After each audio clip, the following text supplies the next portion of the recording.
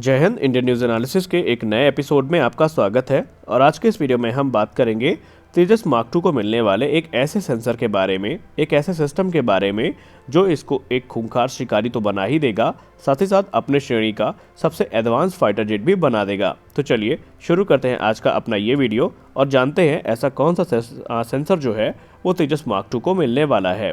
DRDO ने अभी हाल ही में कंफर्म किया है कि डीआरडीओ तेजस मार्क 2 के लिए और SU-30 MKI के लिए जो FSO सोल्यूशन है उस पर काम कर रहा है। FSO का मतलब होता है फ्रंट सेक्टर ऑप्ट्रॉनिक्स।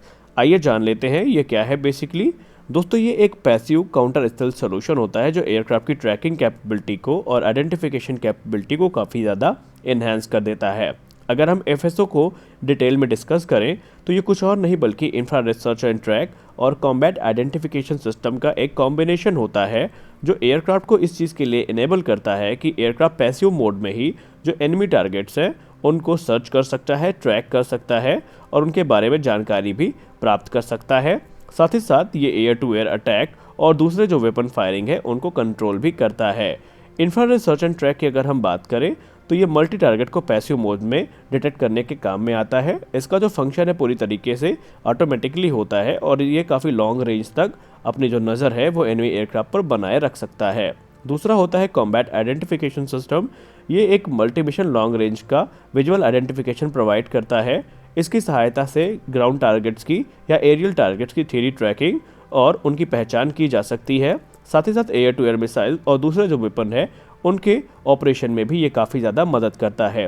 ये इतने घातक इसलिए भी हैं क्योंकि जब ये अपने काम को परफॉर्म कर रहे होते हैं तो एनिमी एयरक्राफ्ट के जो पायलट होते हैं उनको इनकी भनक तक भी नहीं लग पाती, क्योंकि ये सारा का सारा जो काम करते हैं वो पैसिव मोड में करते हैं। जिसका मतलब ये है कि ना तो इनसे कोई रेडियो वेव एमिट होती है, ना ही किसी प्रकार का रेडिएशन एमिट होता है जिससे कि अगले एयरक्राफ्ट को ये पता चल सके कि उसको कोई देख भी रहा है। फिलहाल अगर हम बात करें तो भारतीय वायुसेना के राफेल जहाज़ों में ये दोनों कैपेबिलिटी मौजूद है, लेकिन डीआरडीओ ने अभी जो कंफर्म किया है वो सिर्फ इंफ्रारेड सर्च एंड ट्रैक के बारे में ही कंफर्म किया है।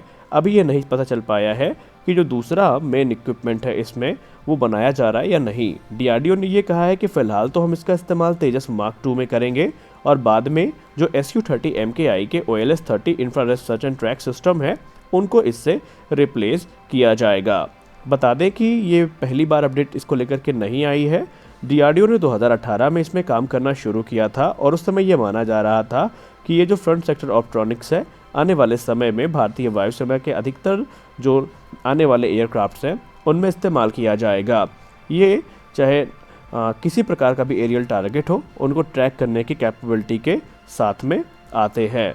बात करें अगर हम मौजूदा समय में इनके स्टेटस की तो डीआरडीओ ने यह कंफर्म किया है कि जो इंफ्रारेड सर्च एंड ट्रैक है वो बन के तैयार है और हाल ही में उसकी टेस्टिंग भी की जानी शुरू कर दी जाएगी। उसके बाद भारत का जो प्रोग्राम है जैसे जैसे आगे बढ़ेगा इनका जो इंडक्शन है, इनका जो इंटीग्रेशन है वो दूसरे फाइटर एयरक्राफ्ट्स में भी किया जाएगा। फिलहाल अगर डीआरडीओ की बात करें तो उनका जो प्राइमरी फोकस है उस समय ये तेजस मार्क 2 और सिर्फ SU-30 MKI तक ही सीमित है, क्योंकि डीआरडीओ ये चाहता है कि जल्द से जल्द जो SU-30 MKI के पुराने इंफ्रारेड सर्च एंड ट्रैक हैं उनको एक अपग्रेड प्रोग्राम के अंतर्गत हटाया जाए और इनको उनमें शामिल किया जाए। बाद में तेजस मार्क 2 और जो दूसरे प्रोजेक्ट होंगे हमारे उनमें भी इसका इस्तेमाल किया जाएगा। तो इस प्रकार से अगर हम बात करें हमारा तेजस मार्क 2 भी राफेल के जैसे कैपेबल होगा और ये भी राफेल के जैसे एक साइलेंट किलर बन जाएगा।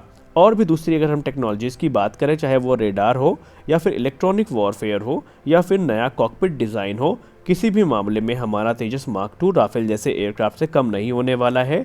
चाहे आप स्ट्राइक पैकेज की भी बात कर लें तो राफेल के पास भी जो स्ट्राइक पैकेज है उसी के बराबर ताकतवर स्ट्राइक पैकेज हमारे तेजस मार्क 2 के पास भी है, जहां पर अस्त्र, मेटियोर और भी दूसरी पावरफुल मिसाइल्स का इस्तेमाल किया जाएगा।